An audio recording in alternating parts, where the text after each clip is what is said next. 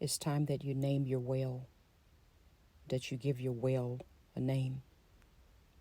A well meaning this season of your life, this project you've been working on, this deep well that you've been digging for quite a while, praying that water springs up from it. Give it a name. I've been reading Genesis chapter 26, and I've been reading about Isaac and all that he went through when he attempted to redig the wells that his father Abraham had dug. Abraham had dug, give or take, around 7 or so wells. You can look that up on your own.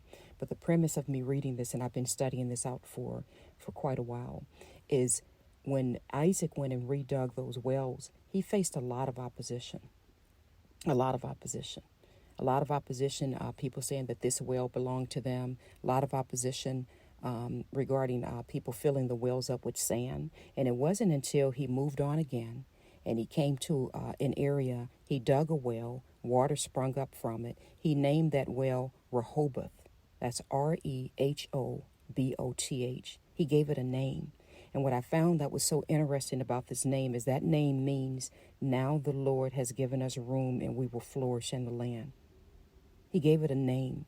And I said, God, what does this mean for me in the spirit?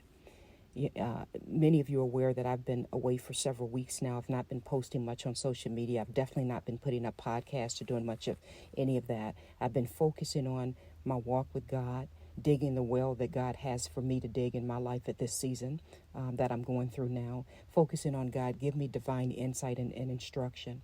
And I find it so amazing that God put this passage in my heart weeks ago, focus on the well that I have you focusing on. And now, as of today, this morning, he put in my spirit, give it a name. And I noticed that Isaac gave the name of that well Rehoboth, meaning now the Lord has given us room and we will flourish in the land. I love if you read on down just a little bit further in verse 24, it says, that night the Lord appeared to him and said, I am the God of your father Abraham. Do not be afraid, for I'm with you. And he goes on to talk about how I bless you and I'll increase you. Give your well a name.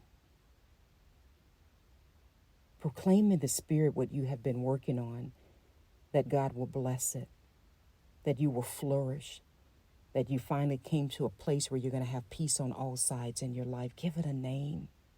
I just want to encourage you all, especially for those of you who may be a little discouraged or perhaps distracted because you've been working on projects and goals for so long, right? You've been digging wells, you've moved on from well to well because perhaps for whatever reason it didn't work out, right?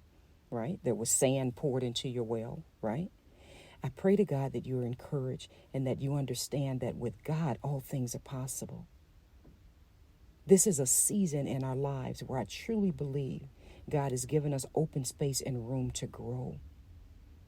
I want you all to go back and read that passage, read that entire passage, and look at how he gave it a name. What is the significance in that?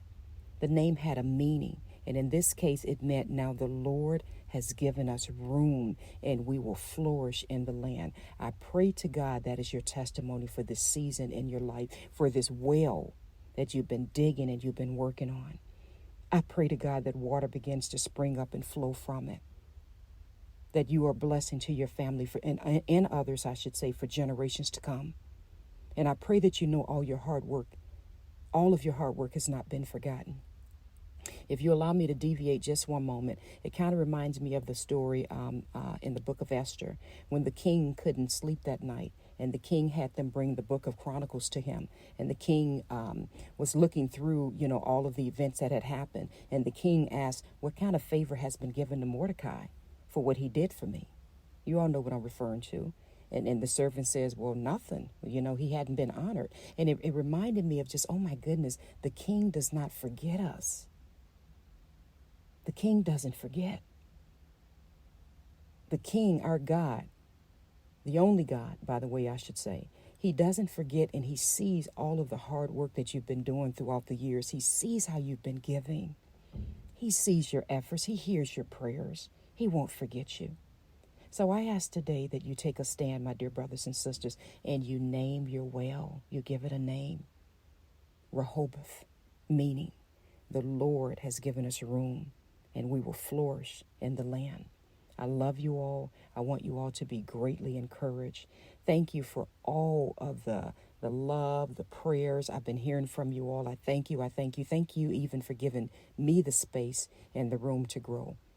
My desire, my greatest desire is to go deeper in my walk with God. He is number one in my life.